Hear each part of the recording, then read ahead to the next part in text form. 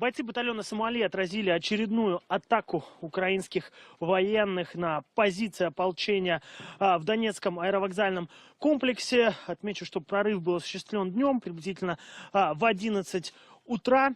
Также по той информации, которую нам рассказал командир подразделения «Гивия», силами 2 танков и порядка 16 человек пехоты пыталась украинская армия прорваться к позициям «Сомали». Хорошо, давайте вернемся к вам.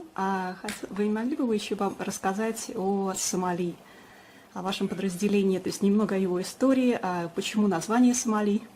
Ну, как вам сказать честно, мой батальон Сомали начал формироваться еще в Иловайске.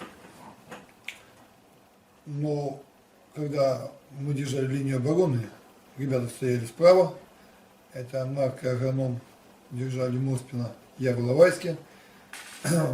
И слева стоял типа на крынке рота Кия и Полынтишный. Он туда командовал.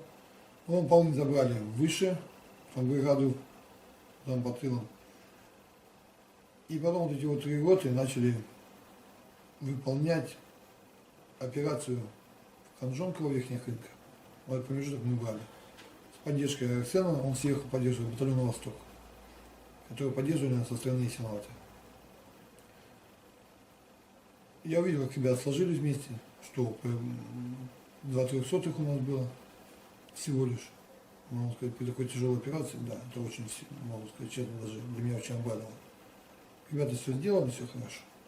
И потом, когда мы вошли в аэропорт, у меня в голове создался план создать отдельный батальон. Я предложил это министру обороны и начальнику штаба Министерства обороны. Они согласились, обработали информацию. И так появился отдельный батальон. Отдельный батальон появился 29 октября. Ровно год был уже. Так что. А Сомали будет, ну это Иловайск.